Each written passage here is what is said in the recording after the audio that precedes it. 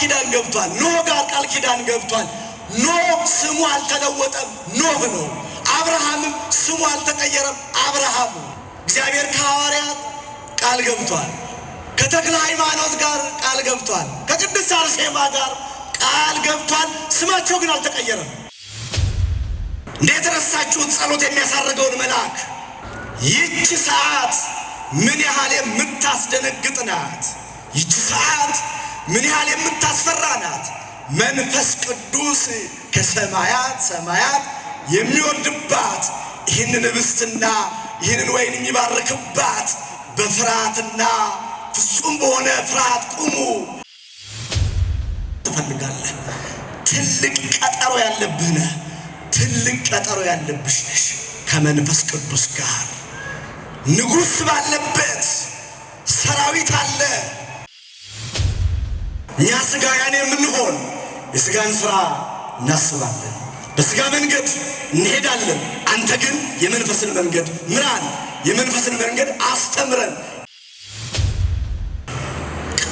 ምንድነው የጎደለባችሁ? ክርስቶስ ሙላት ነው። ምንድነው ያጣችሁት? ክርስቶስ ሀብት ነው። ክርስቶስን ያክል አባት ይዘን ወላጅ እንደሌለው ልጅ ማልቀስ አይገባም።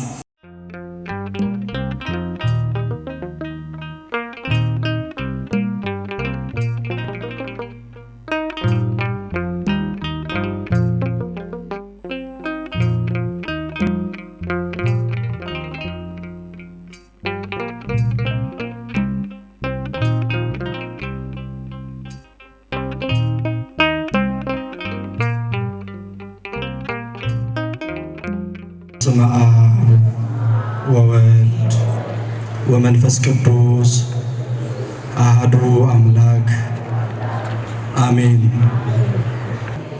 በሚኖረን የትምህርት መርሃ ግብር የምንማማርበት የትምህርታችን ርዕስ የሚሆነው እንዴት እንጸልይ ነው። እስቲ በሉ፣ በደንብ ድምፃችሁን ከፍ አድርጋችሁ በሉ፣ ድገሙት። እንዴት እንጸልይ በሚል ኃይለ ቃል እንማራለን። እንዴት እንጸልይ ብለን ነው የምንማረው እንጂ ጸልዩ ብለን አንማርም። ምክንያቱም ጸሎት ለክርስቲያን የዕለት ዕለት ተግባሩ ነው። የማይጾም የማይጸልይ የማይሰግድ የማይመጸውት መቼስ ራሱን ክርስቲያን ነኝ ብሎ ይጠራል ብዬ አልጠብቅም።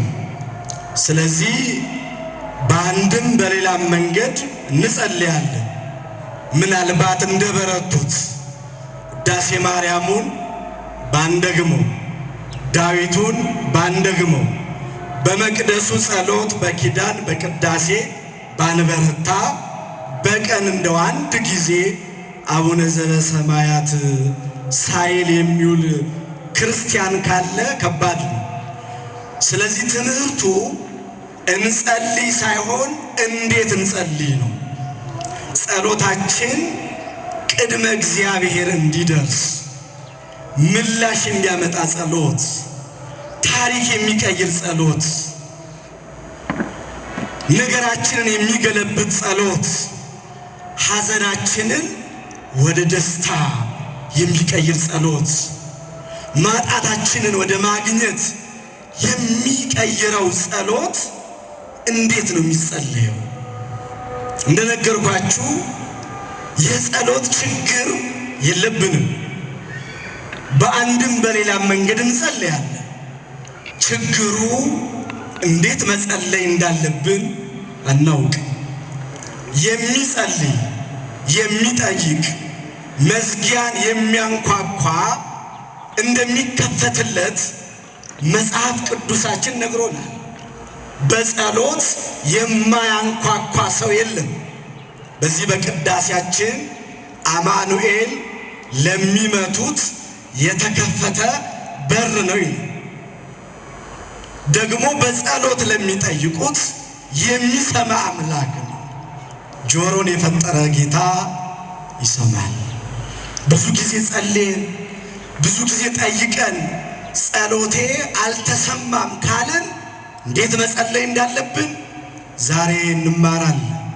እኔን አቁሞ እናንተን አስቀምጦ ጌታ መንፈስ ቅዱስ ሁላችንን ያስተምረን። የተቀመጥንበትን ስፍራ ደግሞም የመጣንበትን ዓላማ እንድንዘነጋ የሚያደርገውን ጥንተ ጠላት ዲያብሎስን ሥጋውን በቆረሰበት ደሙን ባፈሰሰበት በቅዱስ መስቀሉ ራሱን ቀጥቅጦ ከእግራችን በታች ይጣልልን። የሚያስተምር ማን ነው? አሁን ልባችሁን እግዚአብሔር ያስተምረኛል ብላችሁ ክፈቱ ለእግዚአብሔር። የሊዲያን ልቡን ያድላችሁ። ለኔ ለደካማው የአባቶችን አንደበት ከፍቶ እንዳስተማረ አንደበቴን እንዲያከናውንልኝ ቅዱስ ፈቃዱ ይሁን። እንግዲህ ጸሎት ማለት ባጭሩ ከእግዚአብሔር ጋር መነጋገር ነው። ከማን ጋር መነጋገር? መልሱልኝ። ከማን ጋር መነጋገር? አሁን ልብ በሉ። ሰማይና ምድርን ከፈጠረ የሚታየውንና የማይታዩትን ከፈጠረ ፈጥሮ ከሚገዛ ሰራይ ዓለማትን የሰራ መጋቤ ፍጥረታት ፍጥረቱን የሚመግብ ከእግዚአብሔር ጋር መነጋገር፣ ማውራት፣ መወያየት ምን? ጸሎት። መጀመሪያ ማወቅ ያለብን ይህን ሴቶች በሴቶች መግቢያ፣ ወንዶች በወንዶች መግቢያ ተጠግታችሁ ቅጽሩን ስትጸልዩ ከማን ጋር እየተነጋገራችሁ ነው? መልሱልኝ። ከማን ጋር? ከእግዚአብሔር ጋር፣ ከንጉሡ ጋር፣ ከአባቶቻችን አምላክ ከእግዚአብሔር ጋር እየተነጋገርን። ስለዚህ እንዴት መጸለይ እንዳለብን ልናውቅ ያስፈልጋል። በዚህ በመዝሙረ ዳዊት ላይ እንዲህ ይላል። በመዝሙር 64 ቁጥር 1 ላይ አቤቱ ላንተ በጽዮን ምስጋና ይገባል አለ። ምን ይገባል? ለማን? እስቲ አመስግኑታ። እግዚአብሔር ምስጋና ይገባል። እግዚአብሔር ምስጋና የሚገባው በጽዮን ነው። ጽዮን ቤተ ክርስቲያን ናት። የምእመናን ጸሎት የሚሰማው በመቅደሱ ነው። ጸሎታችንን የምናቀርበው መላእክት በሚወጡበትና በሚወርዱበት ቅዱስ ሥጋው ክቡር ደሙ በሚቆረስበት በአጸደ መቅደሱ በቤተ ክርስቲያን ነው። አቤቱ ላንተ በጽዮን ምስጋና ይገባል። ሥጋ የለበሰ ሁሉ ጸሎትን ወደምትሰማ ወደ አንተ ይመጣል። ምንን ወደምትሰማ? ምእመናን እዚህ ቅጥር ግቢ ውስጥ ስትገቡ ንጉሣችን ያማረው ቀንበር፣ የቀለለው ሸክም፣ የበዛው ምናን፣ እጥፍ ድርብ የሆነው መክሊት፣ አልጫን ያጣፈጠው ጨው፣ ጨለማውን ያስወገደው ብርሃን የድንግል ማርያም ልጅ ኢየሱስ ክርስቶስ ጸሎታችንን እንደሚሰማን እርግጠኛው ጸሎትን ወደምትሰማ ወደ አንተ ይመጣል። አቤቱ የአመፃ ነገር በረታብን አለ። እውነት በሕይወታችን ብዙ ፈተና ብዙ ተግዳሮት አለብን። እዚህ የምንመጣው ለማረፍ ነው። እግዚአብሔር ያሳርፈን። ምን ለመሆን ነው የምንመጣው? ለማረፍ። እንባችን እንዲታበስ፣ እንቆቅልሻችን እንዲፈታ ነው በዚህ የምንመጣው። አቤቱ የአመፃ ነገር በረታብን ካለ በኋላ በአደባባይህ ለማደር የተቀበልከው ሕዝብ ምስጉን ነው አለ። ምንድን ነው? አመሰገናችሁ እኮ መጽሐፍ፣ ቅዱሱ መጽሐፍ በአደባባይህ ለማደር የተቀበልከው ሕዝብ ምስጉን ነው አለ። የእግዚአብሔር መቅደስ ይሻለኛል ብላችሁ ከካፍቴሪያው ከካፌው መንገድ ላይ ከሚደረገው ከወጉ ተለይታችሁ በአደባባዩ ስለተሰበሰባችሁ መጽሐፍ ምስጉን ናችኋል። ምንድናችሁ? አዎ በአደባባይ ለማደር የተቀበልከው ምስጉን ነው። በእኔና በእናንተ ጥበብ፣ በእኔና በእናንተ ዕውቀት እዚህ ቅጥር ግቢ ውስጥ አልገባንም። በማን ቸርነት ነው? በማን ቸርነት? አዎ ዳዊት በሌላ ስፍራ በመዝሙር 5:7 ላይ እኔ ግን በምህረት ብዛት ወደ ቤትህ እገባለሁ፣ በቅድስና መቅደስ እሰግዳለሁ አለ። ምን እላለሁ? ስትገቡ ምን አድርገን ነው የምንገባው? ተሳልመን ሰግደን ቅጥሩን ተሳልመን ነው። እንደውም ይሄ ጸሎት ሊለምድብን ይገባል። ልክ በሯ ላይ ስንደርስ አቤቱ በምህረት ብዛት ወደ ቤትህ ምን እላለሁ? እገባለሁ። አንተን በመፍራት በቅድስና መቅደስ ምን እላለሁ? እሰግዳለሁ። አቤቱ ያመፃ ነገር በረታብን፣ በአደባባዮች የተቀበልከው ሕዝብ ምስጉን ነው ካለ በኋላ ከቤት በረከት እንጠግባለን። ምን እንጠግባለን? እስቲ በረከቱን የሚያጠግበን አምላክ አመስግኑ። በረከተ ሥጋ በረከተ ነፍስ ከመቅደሱ አለ። የሥጋ ወደሙ በረከት፣ የጸበሉ በረከት፣ የእምነቱ በረከት፣ የታቦቱ በረከት፣ ደግሞም የቅዱስ መስቀሉ በረከት፣ የካህናት አባቶቻችን በረከት እንጠግባለን። ከቤት በረከትን ምን እንላለን? እንጠግባለን። ቤተ መቅደስ ቅዱስ ነው፣ በጽድቅም ድንቅ ነው አለ። አሁን ይሄ ግቢ ይሄ መቅደስ ድንቅ ቦታ ነው። ምንድን ነው? ድንቅ ቦታ። የምታደርጉትን እያንዳንዱን ነገር ኦርቶዶክሳውያን በእምነትና በእውቀት አድርጉት። አጸዱን ስትሳለሙ፣ ግንቡን ስትሳለሙ እንዲሁ ዝም ብሎ አይደለም። የተቀደሰ ስፍራ ነው። ምን ያለ ስፍራ? የተቀደሰ ስፍራ። ወደ ተራራ ውጡ፣ እንጨት አምጡ፣ ቤቱን ስሩ፣ እኔም መሰገንበታለሁ፣ በእርሱ ደስ ይለኛል የተባለው ስለዚህ ቤት ነው። አዎ ይሄንን የሚያክል ካቴድራል ሕንፃ ያነጹት ምዕመናን ናቸው በገንዘባቸው። ቤቱ ግን የማን ነው? መልሱ የማን? ወደ ተራራ መውጣት የማን ድርሻ ነው? የኛ። እንጨት ማምጣት የኛ ድርሻ ነው። በቤቱ ግን እመሰገናለሁ አለ። ክብር ለስሙ ይሁን። እመሰገናለሁ በቤቱ ብሎ። ስለዚህ ጸሎታችን የሚሰማ ወደ ቤተ መቅደስ መተን ስለሆነ መተን እንዴት እንጸልይ? እንግዲህ ጸሎትን በሶስት እንከፍለዋለን። ጸሎተ አኮቴት የምንለው አለ። የምስጋና ጸሎት ማለት ነው። ምን ማለት ጸሎት? እንደው በማርያም ስትጸልዩ ከምስጋና ጀምሩ። እሺ፣ ከማጉረምረም አትጀምሩ። ታላቁ ጸሎት ሲጀምር አባታችን ሆይ በሰማይ የምትኖር ስምህ ምን ይበል? ይቀደስ። ከእንጀራ ጉዳይ በፊት ስሙ ይቀደስ። የዕለት እንጀራ ስጠን ከማለት በፊት ስምህ ምን ይበል? ይቀደስ። እውነት እኮ ነው። በዚህ ዘመን በዚህ ጊዜ የምናለቅስባቸው ጉዳዮች ብዙ ናቸው። የሚያስነቡ፣ የሚያሳዝኑ፣ አንገት የሚያስደፉ ብዙ ጉዳዮች አሉ። እዚህ ስትመጡ ግን ዓለምን እርሷት።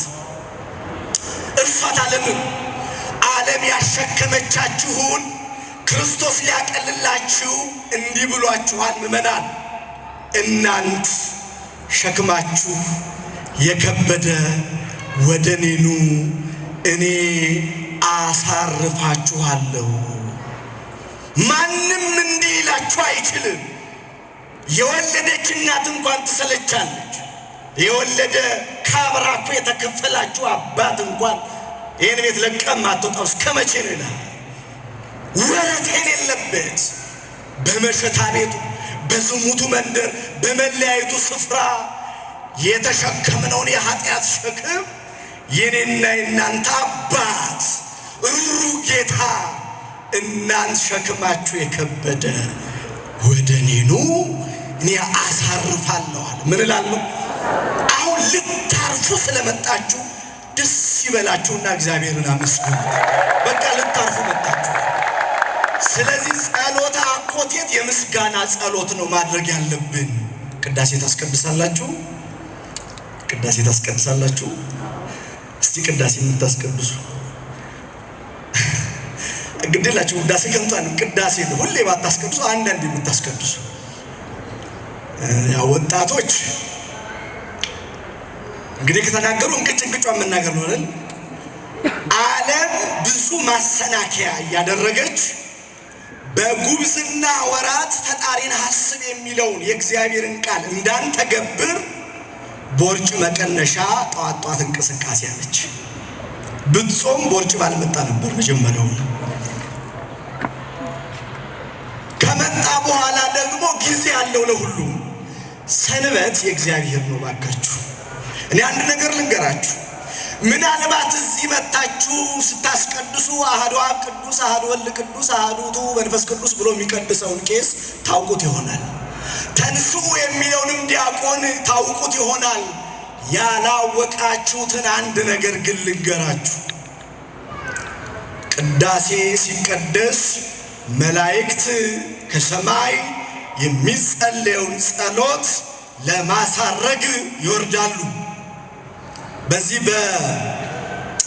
በራዕየ ዮሐንስ በምዕራፍ 8 ቁጥር 1 ላይ እኩል ሰዓት የሚያህል ዝምታ በሰማይ ሆነ፣ በእግዚአብሔር ፊት የሚቆሙ 7ቱን መላእክት አየሁ ካለ በኋላ 8ኛ መልአክ የወርቅ ጥና ይዞ መጣ። የምን ጥና? በቤተ መቅደስ ዕጣን የሚታጠንበትን ታውቃላችሁ አይደል? በሰማይም አለ።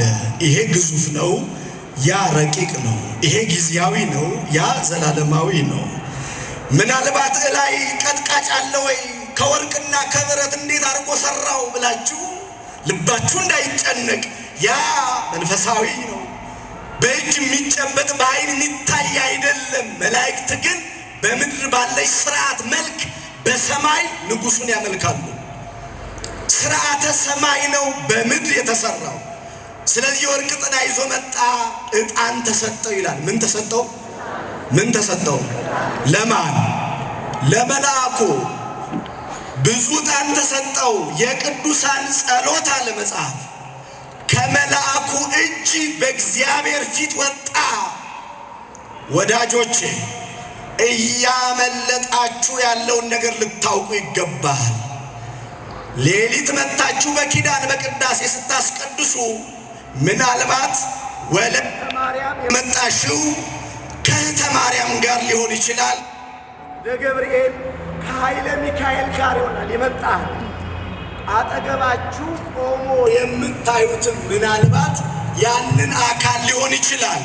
ከዛሬ ጀምሮ እይታችሁን አስተካክሉ። እንዴት ረሳችሁት ጸሎት የሚያሳርገውን መልአክ? ይህች ሰዓት ምን ያህል የምታስደነግጥ ናት! ይህች ሰዓት ምን ያህል የምታስፈራ ናት! መንፈስ ቅዱስ ከሰማያት ሰማያት የሚወርድባት፣ ይህንን ኅብስትና ይህንን ወይን የሚባርክባት፣ በፍርሃትና ፍጹም በሆነ ፍርሃት ቁሙ፣ የእግዚአብሔር ሰላም ከእናንተ ጋር ይሁን ሲል ካህኑ ጸጋ መንፈስ ቅዱስ በቤተ ክርስቲያን ላይ ይወርዳል። ሰንበት ሰንበት ኳስ እየዘለልክ መንፈስ ቅዱስ ያመለጠ ወጣት ዝመት ከሚቀጥለው እሑድ ጀምሮ ምንም ቀስቃሽ አያስፈልግም። መንፈስ ቅዱስ አጽናኙ፣ የረከሱትን የሚቀድሰው በተቀደሰ መቅደሱ ይጠብቃል። ከመንፈስ ቅዱስ በላይ ማንን ትፈልጋለህ? ትልቅ ቀጠሮ ያለብህ ነህ። ትልቅ ቀጠሮ ያለብሽ ነሽ ከመንፈስ ቅዱስ ጋር። ንጉሥ ባለበት ሰራዊት አለ።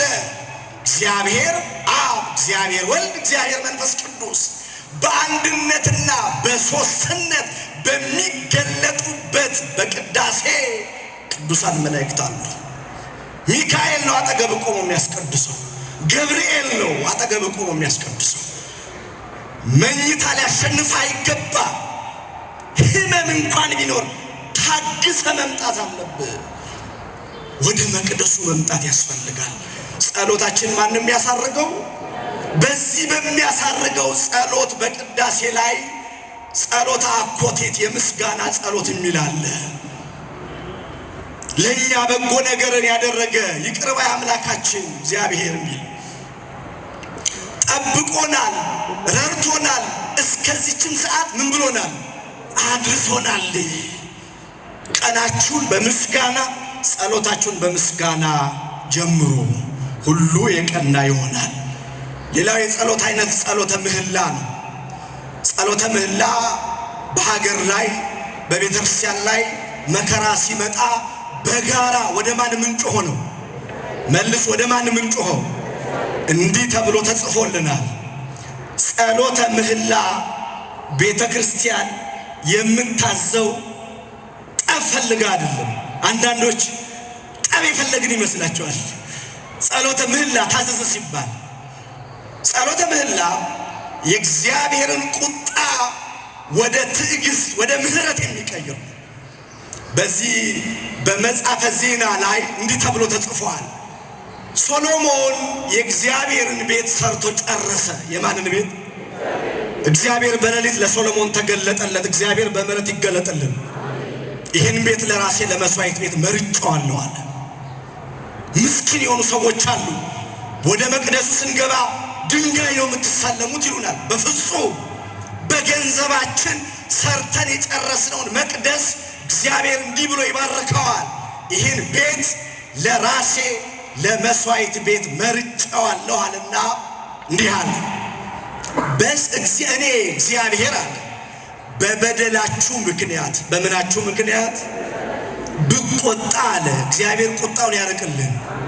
አዎ ከምሕረት ወደ መዓት ዘንበል ብዬ ገበሬ የዘራውን ዘር እንዳያጭ አንበጣ አዝዤ እንዲበላው ባደርግ እንዳይበቅል የሰማይ መስኮትን ብዘጋ አለ እግዚአብሔር።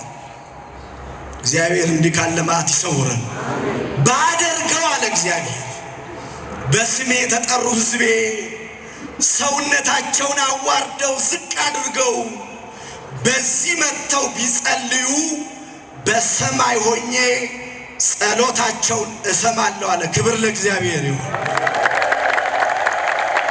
ስለዚህ ጸሎተ ምህላ የሚደረገው ለዚህ ነው። ሶስተኛው የጸሎት አይነት በእያንዳንዳችን ሕይወት ውስጥ በሚደርስብን ተግዳሮት ከእግዚአብሔር ጋር ለመነጋገር የምናደርገው ሱባኤ ያዝን የግል ጸሎት ምን ይዝባቸው ብዙ ጉዳዮች አሉን። በዛ ማንን እንጠይቃለን? ማንን? እግዚአብሔር። የጸሎቱ አይነቶች ሶስቱ ናቸው። እንግዲህ እነዚህን የጸሎት አይነቶች ስንጸልይ ሌላ የምናየው ነጥብ ምንድነው? እግዚአብሔር ጸሎታችንን መስማቱን እንዴት እናውቃለን? አሁን ይሄ ነው የሚያስፈልገው። እንደ ተሰማችሁ እርግጠኛ ናችሁ ወይስ አይደላችሁ?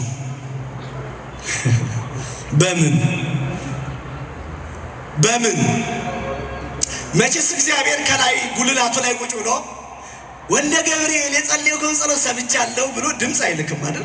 እንዲህ አትጠብቁም እናንተ። እህቴም እንደዛ አትጠብቂም።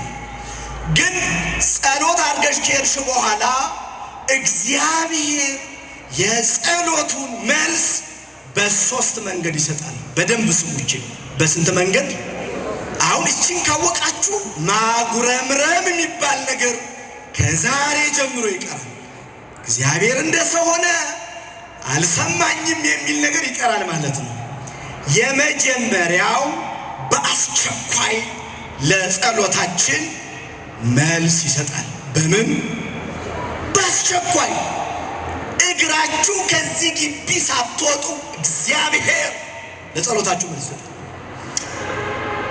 ፈያታዊ ዘየማን ታውቁታላችሁ? በቀኝ የተሰቀለውን ጌታ ሆይ በመንግስት በመጣ ጊዜ አስበኛለሁ። የሩቅ ጠየቀ፣ በመንግስት ስትመጣ በቀኝ አቁመኝ አለው። ዘወር አለና ጌታ የለም አንተ ጥያቄ የሩቅ ነው። ይሄ ጉዳይ ግን ላንተ የሚያስፈልግህ አሁን ነው። ዛሬ በገነት ከኔ ጋር ትውላለህ። አያችሁ፣ የእግዚአብሔርን ሐሳብ አያችሁ። የሩሩ አባት። አሁን እኮ ልጅና አባት አልተዋወቅም። እናንተ ተጨንቃችሁ ወይ እንዲህ ቢሆን ብላችሁ ለእግዚአብሔር ሐሳብ አቅርባችሁ ትጠይቁት፣ የለም ነገሩ እንዲህ ነው ይላል እግዚአብሔር። እግዚአብሔር ይሳሳታል? ንፉግ ነው አይደለም። ስለዚህ በአስቸኳይ መልሳችን ይሰጠናል። ሁለተኛው ያዘገየዋል። ምን ይለዋል? አሁን ትልቁ ችግር ሲዘገይ እንፍረከረካለን፣ ትዕግስት እናጣለን። አሁን መዘጋጃ ቤት የመሬት ጉዳይ፣ ቀበሌ የመታወቂያ ጉዳይ ስንት ደጅ ጠናን፣ ስንት የተመላለስን። ፍርድ ቤት ጉዳይ ለማስፈጸም 10-15 ዓመት የሚመላለሱ ሰዎች አሉ። ለምድራዊ ጉዳይ፣ ለስጋዊ ጉዳይ፣ ቀሪ ለሆነው ነገር። እግዚአብሔር ደጅስ በጽናት ጠይቃችሁ ታውቃላችሁ? ሳይደርስ ሲቀር ጌታዬ ጊዜ አልደረሰማ ጊዜህን ጠብቃለሁ በሉት እስቲ። ሰይጣን ይፈር፣ መንፈስ ቅዱስ ይክበር። አንተም እንደ ሰውን ካትበሉት እግዚአብሔር አመፀኛ አምላክ አይደለም። በእንባችን አይደሰትም፣ በማጣታችን እግዚአብሔር አይደሰትም። እግዚአብሔር የሚደሰተው በእኛ ደስታ ና ሲያዘገየው ፍቃድ ይሁን በሉት። ወንዶች እየሰማችሁ ነው?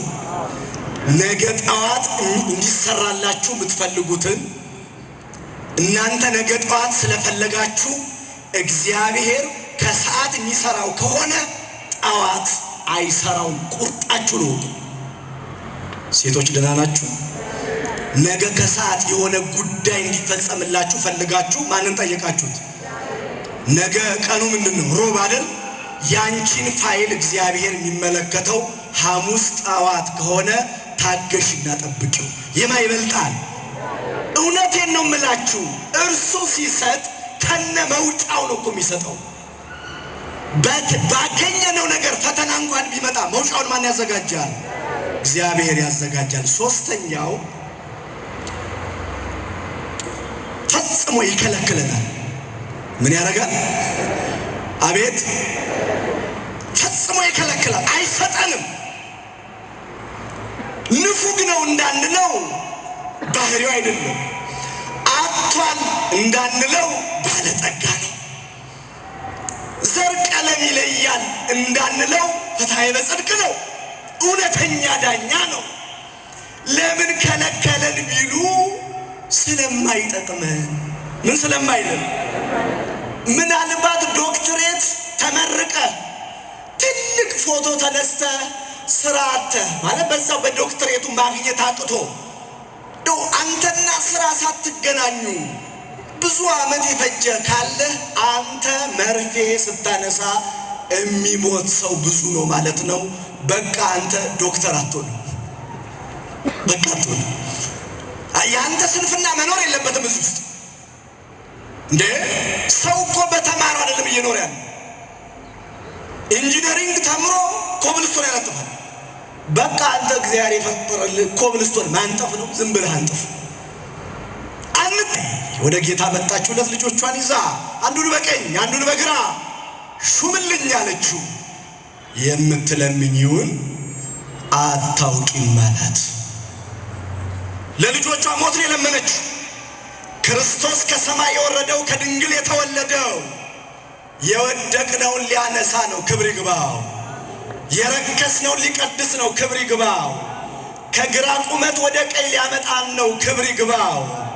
አዎ ሞታችንን በሞት ሽሮ እርሱ በቀራንዮ እርቃኑን ጸጋ ሊያለብሰን ነው። አልገባትም ይህ ምስጢር።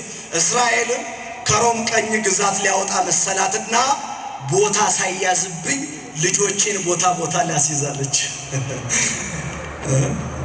መጣችና አንዱን በቀኝ አንዱን በግራ ሹም ስትለው እኔ የምጠጣውን ጽዋ ይጠጣሉ አላት።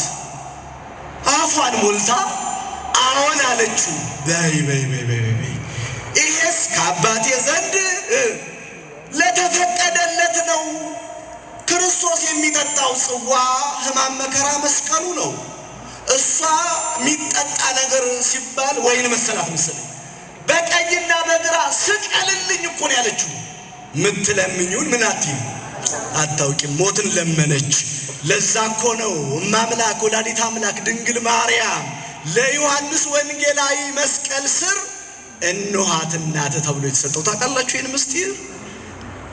የሥጋ እናቱ ሞት ለምን አለታለች? በግራ በቀኝ ከተባሉት አንዱ ዮሐንስ ወንጌላዊው ነው እኮ። መስቀል ስር ሲያገኘው ዝቅ አለ፣ አየውና እነኋት እናትህ። እንደ ሥጋ እናትህ ልመናማ ቢሆን ቦታ ወይ በቀኝ ወይ በግራ ልትሰቀል ነበረ። ከዚህ በኋላ ምሕረት የምትለምን እናት እንካ ተብሎ እማምላክ ተሰጠችው። አመስግኑ እግዚአብሔር። እናታችን በዓለም አቀፍ በአብያተ ክርስቲያናት ሁሉ የምትወደደዋ ማርያም፣ የእናትነት ምልክት ያላት ቅድስት ድንግል ማርያም፣ የመላእክት እህታቸው ስለ ንጽሕናዋ ነቢያት የሩቁን አቅርቦ መንፈስ ቅዱስ ሲገልጥላቸው ትንቢት የተናገሩበት ቋንቋቸው ማምላክ ተሰጠችው። እንመለስ ወደ ነገራችን። ከለከለ እግዚአብሔር። ስለዚህ ሲከለክለን እግዚአብሔር የማይጠቅመን እንደሆነ አውቀን እንዳናጉረመርም ማን ይርዳል? እግዚአብሔር ይርዳል። ትምህርታችንን እየጨረስን ነው። እንዴት እንጸልይ ስንል አንደኛ በእምነት እንጸልይ። በምን እንጸልይ? አቤት በምን? በእምነት ዕብራውያን ምዕራፍ 11 ቁጥር 4 ላይ ያለ እምነት እርሱን ደስ ማሰኘት አይቻልም። ማንም እግዚአብሔርን ደስ ማሰኘት ትፈልጋላችሁ? ብዙ ጊዜ ስለ ጓደኛችሁ ትጨነቃላችሁ። ባል ስለ ሚስቱ፣ ሚስት ስለ ባሏ፣ ወንድም ስለ እህቱ፣ እህት ስለ ወንድሟ፣ ወላጅ እናት ስለ ልጇ እንዴት ላስደስት ብላ ዓለም ትጨነቃለች። እግዚአብሔርን ደስ ማሰኘት የሚቻለው በእምነት ነው። በጎ አምልኮ በህሊናችን፣ እሱን መፍራት በልቡናችን ይጨምርልን። ዲዮስቆሮስ ነው ያለው። እኛ ሥጋውያን የምንሆን የሥጋን ሥራ እናስባለን፣ በሥጋ መንገድ እንሄዳለን። አንተ ግን የመንፈስን መንገድ ምራን፣ የመንፈስን መንገድ አስተምረን። እኛ ኃጥአንን ብትምረን ያን ጊዜ መሐሪ ትባላለህ። ጻድቃንን ግን ከሥራቸው የተነሳ ትምራቸዋለህ። የቀደመ በደላችንን ምን አትበልብን፣ አታስብብን ይላል ታላቁ። ስለዚህ እምነት፣ በእምነት ጸልዩ። ሃይማኖት ማለት ማመን፣ መታመን፣ እርሱን ጽኑ ተስፋ ማድረግ ማለት ነው። ሃይማኖት አላችሁ የላችሁም? ምንድን ነው ሃይማኖታችሁ? ሃይማኖት ማለት ይኸውላችሁ ማመን ማለት ነው። ማንን ነው የምናምነው? ሃይማኖት ማለት ምን ማለት ነው? ማንን ነው የምናምነው? ሃይማኖት ማለት መታመን ማለት ነው። በማን ነው የምንታመነው? በእግዚአብሔር። ሃይማኖት ማለት ጽኑ ተስፋ ማድረግ ማለት ነው። ማን ነው ተስፋ የምናደርገው? ስለዚህ ሃይማኖት አለኝ ስትሉ ምን ማለታችሁ ነው? ከኔ ጋር ኮናችሁ ትመልሳላችሁ። ሃይማኖት አለኝ ስትሉ ምን እያላችሁ ነው? አምናለሁ፣ እታመናለሁ። በማን ጽኑ ተስፋ አደርጋለሁ? ይሄ ሰይጣንን የሚያሳፍረው ቃል። ለዚህ ነው እነ እንቶኒ እነ ስሜ አይጠራ ሃይማኖት የሚባል ነገር አያድንም ይላሉ። ኧረ እባክህ ለቅዱሳን አንድ ጊዜ ፈጽማ ስለተሰጠች ሃይማኖት እንድትጋደሉ እየመከርኳችሁ እጽፍላችሁ ዘንድ ግድ ሆነብኝ አለ ይሁዳ በመልእክቱ። አንድ ምዕራፍ ነው ያለው ቁጥር 3 ላይ ግድ ሆነብኝ፣ ስለ መዳናችሁ ልጽፍላችሁ ተግቼ ነበረ። ሲወላውሉበት ለቅዱሳን አንድ ጊዜ ፈጽማ ስለተሰጠች ሃይማኖት ተጋደሉ አለ። ስለዚህ መጀመሪያው የምንጸልየው በእምነት ነው። ሁለተኛ የምንጸልየው ለስም አጠራሩ ክብር ምስጋና ይግባውና በኢየሱስ ክርስቶስ ስም ነው። በማን ስም? እስቲ ከፍ አድርጋችሁ ጥሩት ይህን ስም። በማን ስም? አልተሰማኝም። አዎ ያንተን ስም ሰምቶ ሞት ይደንግጥልህ የተባለው ቀላት ስንጠቁ አለማመን ይራቅ፣ ወንጀለኛ ይቸገር፣ ወርቅን የሚወዱ ይነቀሉ ይላል ቅዳሴ ጊዜ። የማህሌታችን ውበት እርሱ የድንግል ማርያም ልጅ፣ የኪዳኑ ቅዱስ እርሱ የድንግል ማርያም ልጅ፣ የቅዳሴው መስዋዕት እርሱ ነው። ታነሳዋለች፣ ታከብረዋለች፣ ስሙን በክብር ትጠራዋለች። እንደው በማርያም እንደው በምትወዷት ማርያምን ስለምትወዷት ነው የምንላችሁ። ኢየሱስ ክርስቶስን ፍለጋ ከዚህ መቅደስ ውጪ ያገኘዋለሁ ብላችሁ እንዳትንከራተቱ። ቅመሱት እግዚአብሔርን እስቲ ኑ። ኪዳኑን መቼ ያደረሳችሁ ኦርቶዶክሳውያን? ያ ቅዱስ እግዚአብሔር ቅዱስ ኃያል ቅዱስ ሕያው ዘኢይመውት ዘተወልደ እማርያም፣ ከማርያም የተወለድከው የማትሞተው በዮርዳኖስ የተጠመቅከው ቅዱስ እግዚአብሔር ወተጠምቀ በዮርዳኖስ ወተሰቅለ ዲበ ዕፀ መስቀል፣ በዕፀ መስቀል የተሰቀልከው በሦስተኛው ቀን ሞትን ድል አድርገህ የተነሳኸው የማትሞተው ስለኛ ስለ ሰው ልጆች ፍቅር የሞትከው ቅዱስ እግዚአብሔር ኪዳን እኮ ነው። ትልቅ ጸሎት። አቤቱ ኢየሱስ ክርስቶስ ሆይ ቁርጥ ልመናችንን ስማ እያለ የሚያነሳ ጸሎት። ቅዳሴው የማንን ቅዳሴ አንስቼ የማንን ልተውላችሁ? የሐዋርያትን የቅዳሴ ጊዜ የወልደ ነጎድጓድን ወይስ የዲዮስቆሮስ ደግሞስ የቄርሎስን? የማንን ላንሳ?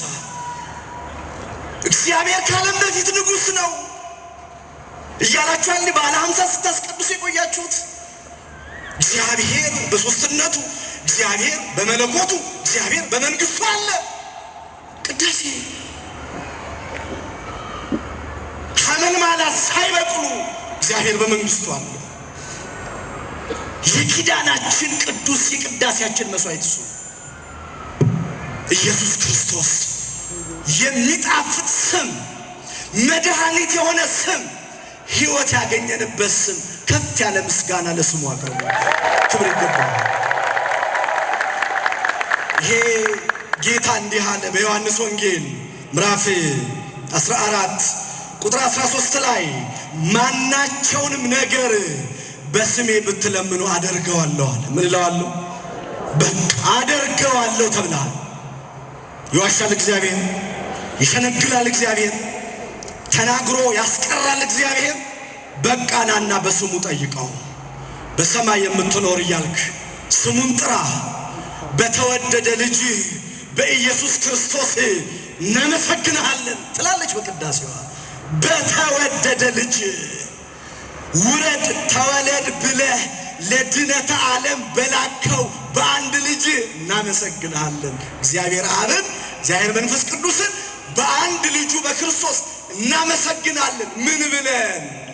እስመ በፈቃዱ ወበስምረት አቡሁ ወመንፈስ ቅዱስ መጽአ አድኀነነ ብለን በአባቱ ፍቃድ በእርሱ ፍቃድ በመንፈስ ቅዱስ ፈቃድ መጥቶ አዳነን። በአንድ ልጅ በኢየሱስ ክርስቶስ ምን እንልሃለን? እናመሰግንሃለን። የምክርህ አበጋዝ ጥበብህና ኃይል ክንድህ በሚሆን በአንድ ልጅ እናመሰግንሃለን። ምስጋና ላንተ ጽን ከሚሆን ከመንፈስ ቅዱስ ጋር ዛሬም ዘወትርም ለዘላለሙ እያልን እናመሰግንሃለን። ምንድነው የጎደለባችሁ? ክርስቶስ ሙላት ነው። ምንድነው ያጣችሁት? ክርስቶስ ሀብት ነው።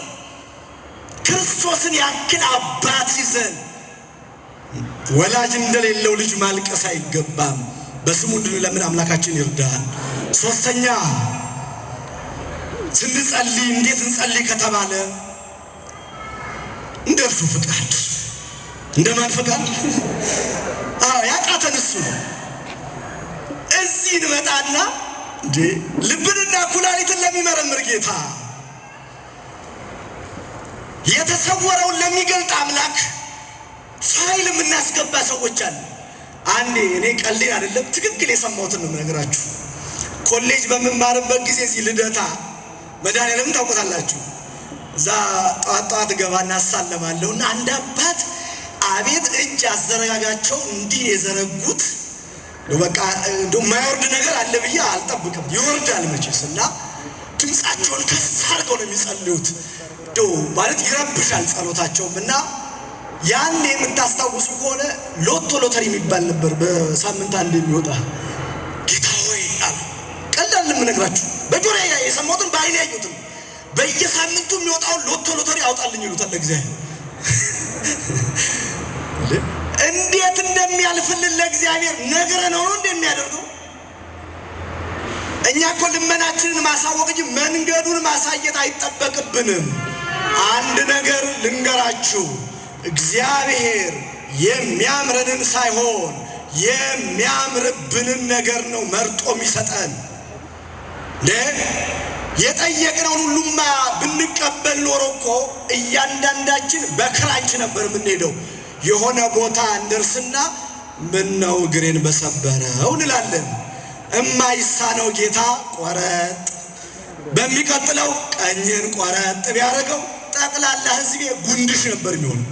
ግን እግዚአብሔር ይሰማል። ብርጭቆ ተሰበረ ብላ እኮ ወላጅ እናት ልጇን አንተን ከምወልድህ ውሃ ሆነ በቀረ ትለዋለች። የቆመውን ውሃ ማድረግ አይችልም እግዚአብሔር። ግን ይሰማል። ዘይቱን አይሰማም። መርጦ የሚሰማን አምላክ አመስግኑት፣ ክብር ይገባዋል። መርጦ ነው የሚሰማ። ስለዚህ ስንጠይቅ እንደማን ፈቃድ? እስቲ ከኔ ጋር በሉ፣ የሚያምረኝን ሳይሆን የሚያምርብኝን ስጠኝ። እግዚአብሔር እንደ ፈቃዱ የሚገባንን ይስጠን። ለዚህ ነው በዚህ በአንደኛ የዮሐንስ መልእክት ላይ እንዲህ ተብሎ ተጽፏል። ምዕራፍ 3 ቁጥር 15 ላይ ምዕራፍ 3 ቁጥር 20 ላይ በእርሱ ዘንድ ያለን ድፍረት ይህ ነው፣ እንደ ፈቃዱ አንዳች ብንለምነው አይከለክለንም። እንደምኑ? አሁን ደሞዝ ስጠኝ፣ ስራ ስጠኝ፣ ጤና ስጠኝ ጥሩ ነው፣ በዚህ ምድር ያስፈልጋል። ለንስሐ ሞት አብቃኝ ብላችሁ ታውቃላችሁ? ለቅዱስ ቁርባን አብቃኝ፣ ስጠኝ ደሞዝ ልመጽውት፣ ስጠኝ ጤና ልስገድበት፣ ልጹምበት ብላችሁ ጠይቃችኋል እንዴ? በዘበኛ ተጎትታችሁ ወጣችሁ እኮ ና በቃ ሰዓት አልቋል ተብላችሁ ወጣችሁ። ስራ ስታገኙ እግዚአብሔር ላይ የኮራችሁ የላችሁ? ቢዚ ነኝ ያላችሁ የላችሁ? ኧረ እኔ እኮ አይመቸኝም፣ ጠዋት ወጥቼ ማታ ነው የምገባው፣ አይመቸኝም። ትላንት ግን ተመችቶን ነበር። እግዚአብሔር የምንፈልገውን ሲሰጠን የጠፋን ሰዎች አለን። እንደ ፈቃዱ እንጠይቀው፣ የልቦናችንን መሻት ከኃጢአት በቀር ይፈጽምልን። እየጨረስኩ ነው። ሌላው በመንፈስ ቅዱስ መጸለይ። በምን መጸለይ? እስከ ዛሬ እንዴት ነው የጸለያችሁት? ምዕመናን ራሳችሁን እየተመለከታችሁ ነው? በዚህ መስፈርት ነው የጸለዩት ወይ ብላችሁ በመንፈስ ቅዱስ ጸልዩ ይላል መጽሐፍ። በዚህ በአንደኛ ይሁዳ መልእክት ያው አንድ ምዕራፍ ነው ያለው።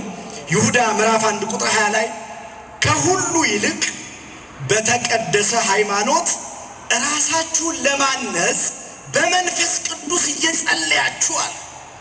ምን ባለ ሃይማኖት? ከኔ ጋር አላችሁ ማያችሁ? ምን ባለ ሃይማኖት? በተቀደሰ ሃይማኖት። ለካ የረከሰ ሃይማኖት አለ ማለት ነው። መጽሐፍ የተቀደሰ ሃይማኖት ካለ የረከሰ ሃይማኖት አለ። እዚህ በትንቢተ ኤርምያስ ምዕራፍ 6 ቁጥር 16 ላይ በመንገድ ላይ ቁሙ፣ የቀደመችቱን መንገድ ጠይቁ፣ በእርሷ መልካሚቱ መንገድ ወዴት እንደሆነ ጠይቁ፣ በእርሷ ላይ ተመላለሱ፣ ለነፍሳችሁ ረፍት ታገኛላችሁ አለ። ምን ላይ ቁሙ አለ? በመንገድ ላይ አደራህን ወዳጄ ስትወጣ እዚህ ሃይዌይ ላይ ቆመ ጠርጎ እንዳይወስድ። እዚህ መንገድ ላይ አይደለም።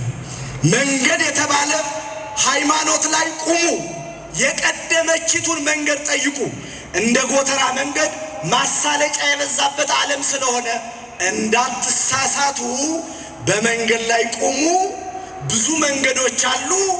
የቀደመችቱን መንገድ ጠይቁ። እየተግባባን ነው። እዚህም ክርስቶስ እኛ ጋር ይልሃል፣ እዚህም ይልሃል፣ እዚህም ይልሃል፣ እዚህም ይልሃል። ኢየሱስ ክርስቶስ ስንት ነው? ሃይማኖት ስንት ነው? አሁን መንገዱ ያሳስታል አያሳስትም? ዘመኑ ብዙዎችን አሳስቷል። መንግሥተ ሰማያት የማያገባ መንገድ የጀመሩ ሰዎች አሉ። በተቀደሰ ሃይማኖት ራሳችሁን ለማነጽ በመንፈስ ቅዱስ እየጸለያችሁ ካለ በኋላ ደግሞም በእግዚአብሔር ፍቅር ራሳችሁን ጠብቋል። ስለዚህ በመንፈስ ቅዱስ መጸለይ፣ በመንፈስ ቅዱስ እንጸልይ። የሰው ኃጢአት ማየት ትተን ስለ ራሳችን ኃጢአት እናለቅሳለን። በመንፈስ ቅዱስ ስንጸልይ የራቀው ቀርቦልን የተሰወረው ተገልጦልን እንጸልያለን እና በመንፈስ ቅዱስ እንድንጸልይ አምላካችን ይርዳል። ሌላው ያለ መሰልቸት ጸልዩ። ምን ያለ ማለት? ሉቃስ ወንጌል ምዕራፍ 18 ቁጥር 1 ግቡና አንብቡ። አንዲት ሴት ወደ ዳኛ እየመጣች ፍረድልኝ ፍረድልኝ ፍረድልኝ ትለዋለች። ንጉሡ እግዚአብሔርን አይፈራም፣ ሰውን አያፍርም።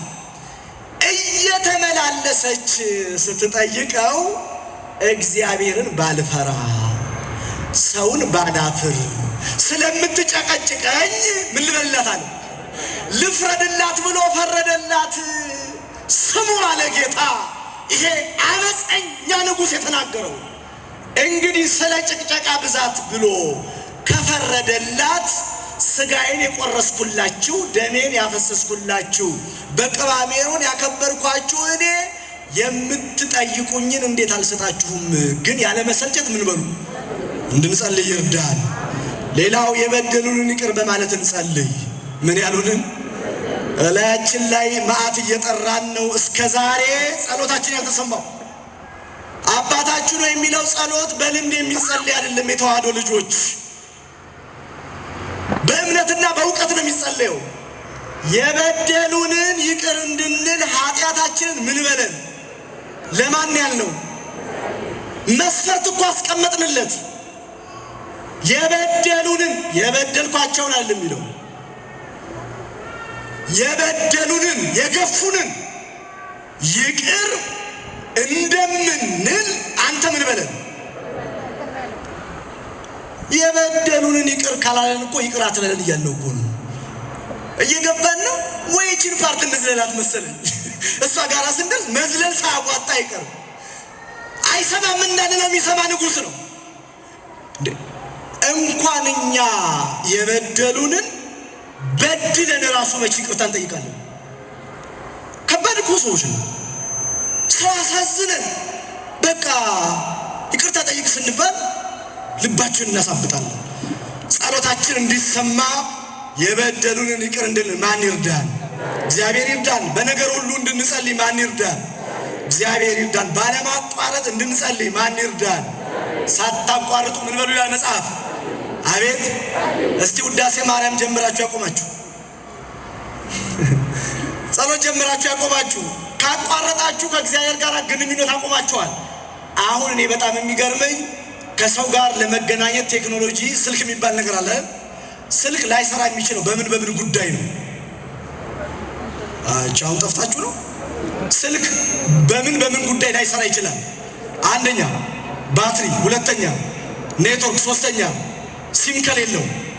አሁን ከሰው ለመገናኘት እነኚህ ሁሉ ታሟላላችሁ አታሟሉ? ከማን ለመገናኘት እና ባትሪ ሎ ያለውን መንፈሳዊ ባትሪ ሙሉ ከእግዚአብሔር ጋር ጸሎት ያቋረጣችሁ ሰዎች ሲም ካርዳችሁ ኔትወርካችሁን አስተካክሉ።